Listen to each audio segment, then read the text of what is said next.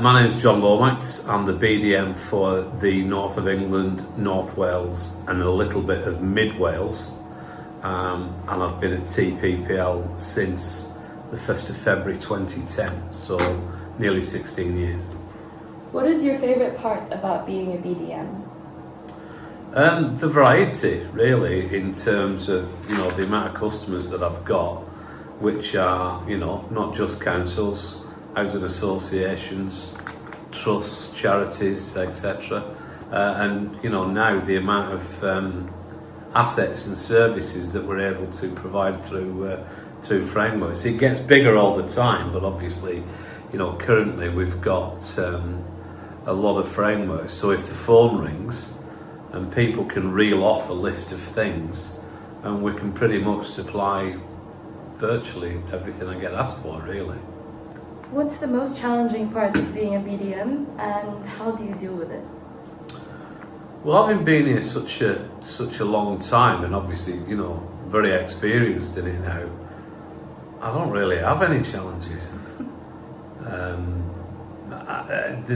There's certain things that come up that are difficult, and if I'm trying to do a particular task and I can't do it one way, I'll always try and do it another way, and sometimes enrol the help of suppliers if we want to speak to someone that could be a member or possibly may use our framework. So I approach it like that, but they're not really challenges. It's just part of what I do, really.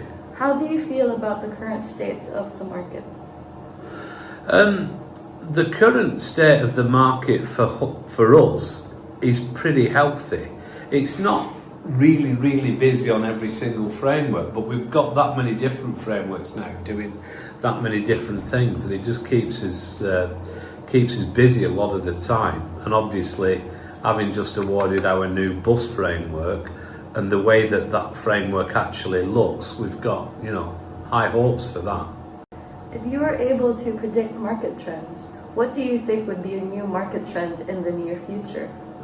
That's a difficult one. I mean, we've just had a big market trend difference this year in the amount of food waste vehicles that we've tendered. But a lot of the changes in the market in the public sector are led by differences in legislation and things that public sectors are sort of likely to do. I mean, the next market trend, I'm not exactly sure on that one. It's quite a tricky question to answer, to be honest with you. I think as new vehicles, especially specialist vehicles, have become so very expensive and take quite a while to come, I think there will be an upturn in the refurbishment market. And together with that, could well be quite a lot of repowering as well. So taking a truck, a refuse vehicle that's a few years old, and making it electric and fully refurbing it from the ground up as well. I think that could gain a lot of ground in the next 3 or 4 years, I would imagine. How has the new procurement legislation impacted work you've done with local authorities in your area? Well, to be honest, I mean, yes, we've had to learn about the new procurement rules and the new acts. But virtually all of our frameworks are still under the existing PCR 2015 rules. So in a big way, a lot of it is business as usual. I mean, the bus framework that we've just awarded, that's the first one we've done under the new Procurement Act 23 rules.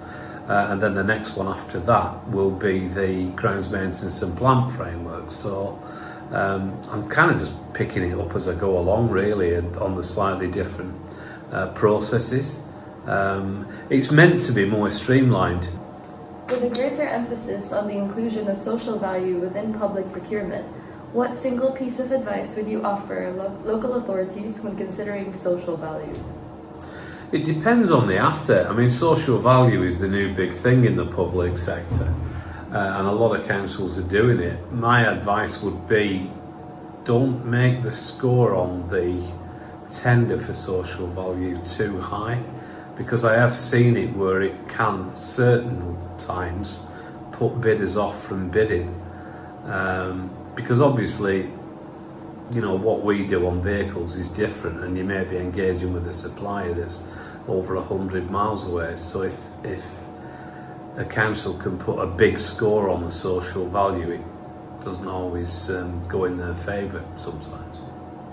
In your view, what is the biggest benefit of being a TPPL member and using our services? We're able to give a lot of advice, both on vehicle specifications and knowing things that work, but also in the terms and conditions of the paperwork that we send out, and the fact that it doesn't ask for things that puts bidders off.